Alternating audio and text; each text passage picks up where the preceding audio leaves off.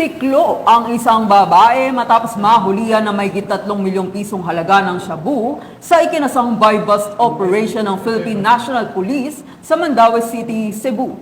Ang matagumpay na operasyon ay bunga ng mas pinaigting na kampanya ng pambansang pulisya kontra iligal na droga na naglalayong puksain ang problemang ito at huliin ang mga taong sangkot dito. Patrolwoman Judith Nicanor sa report. Nasabat ng Mandaue City PNP ang 3.4 milyong halaga ng shabu mula sa babaeng suspect sa isinagawang buy-bust operation sa Realty Street, Barangay Subang Dako, Mandaue City, Cebu nito lamang nakaraan. Kinilala ni Police Lieutenant Colonel Wilfredo Alarcon Jr., Chief ng City Intelligence Unit, City Drug Enforcement Unit, Mandaue City Police Office, ang high-value individual na suspect na si alias Papart, 20 anyos at residente ng 245 Mahayahay A. Lopez Street, Barangay Calamba, Cebu City. Batay sa ulat ng pulisya, bandang alas 9:32 ng gabi na ikinasa ng mga operatiba ang buy-bust operation na nagresulta sa pagka-aresto ng suspect at pagkasabat ng 14 plastic packs ng hinihinalang shabu na may timbang na 500 grams at standard drug price na 3,400,000 pesos, buy-bust money at isang bag. Kasalukuyang nasa kustodiya ng Police Station 2 Mandaue City Police Office ang suspect at maharap sa kasong paglabag sa Section 5 at 11, Article 2 na Republic Act 9165 o Comprehensive Dangerous Drugs Act of 2002.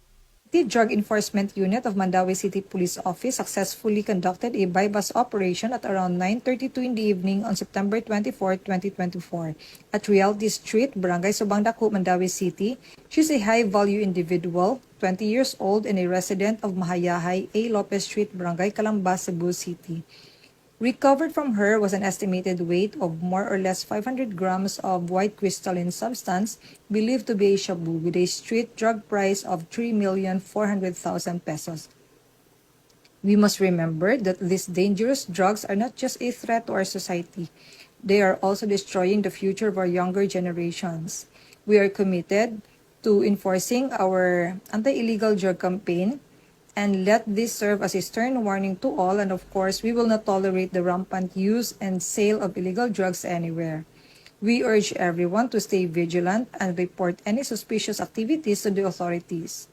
Together, we can make our community a safer place for everyone. Thank you ug maayong adlaw kanatong tanan.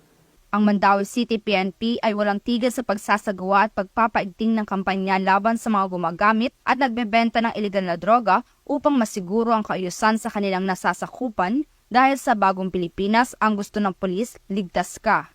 Mula dito sa Central Visayas, ako ang inyong Police News Network Correspondent, Patrolwoman Judith Nicanor, alagad ng batas, tagataguyod ng Balitang Pulis.